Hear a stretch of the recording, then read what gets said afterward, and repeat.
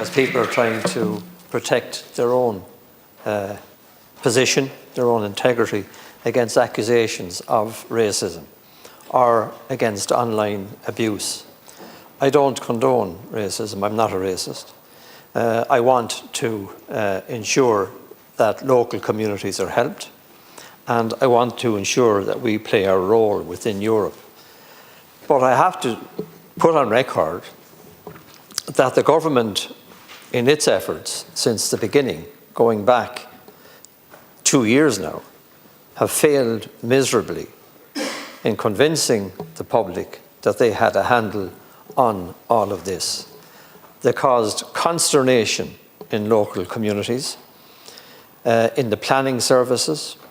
They pitched neighbour against neighbour, and indeed lots of people against the state. There was very little explanation coming forward, and that is still the case. So I don't know how you expect someone like me, who deals with people on a regular basis within their communities, trying to support them and trying to support the Ukrainian families that are here and others, that you're going to do all of what you say. This has gone on for 2 years, and the complaints and the issues were raised at parliamentary party meetings, indeed within my own, and nothing was done about it.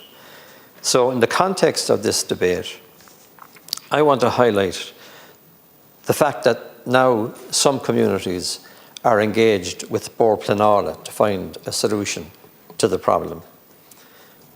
What assurances will you give those communities that what they have been through will be acknowledged, and perhaps that the offers or actions that are there now on record will be withdrawn? And I refer to the Wallslock community in Kilkenny that have housed and supported Ukrainian families, that have done their bit, and that were then told that they would have further international protection applicants housed in the community, bringing the total population to outnumber the local population. They still are in the dark about all of that.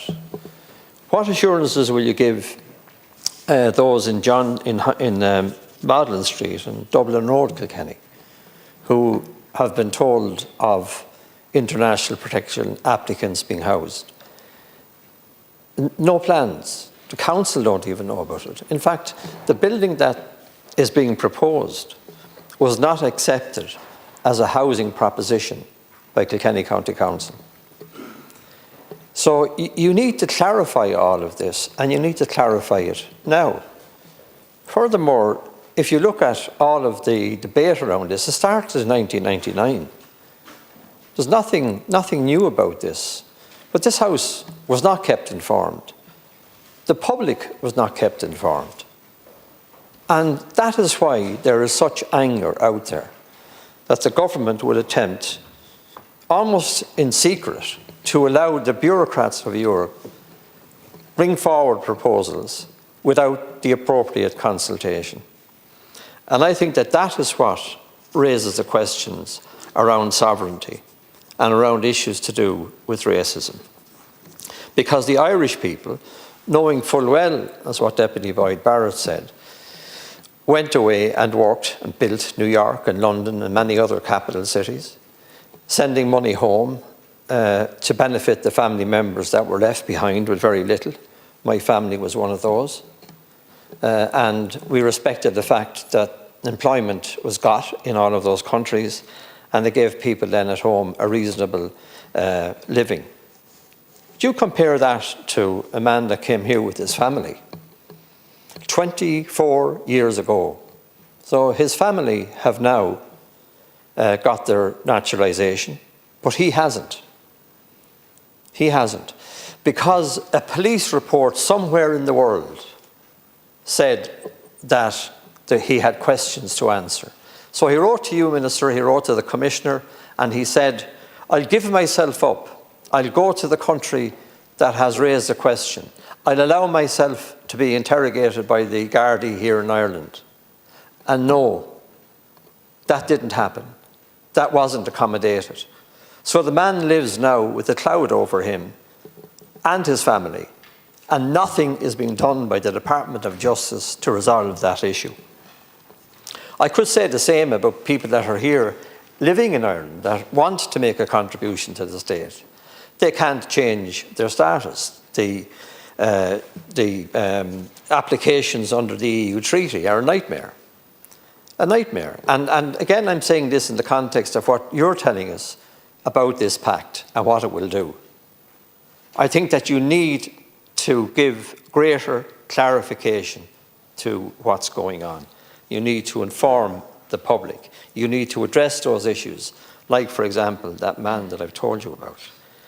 Now, I've listened carefully because the latest part of this debate is, or the EU will be funding of €1 billion. Well, for the past 2 years, we haven't heard that. In fact, we haven't had a decent debate about this in the past 2 years, simply because it wasn't accommodated in this House.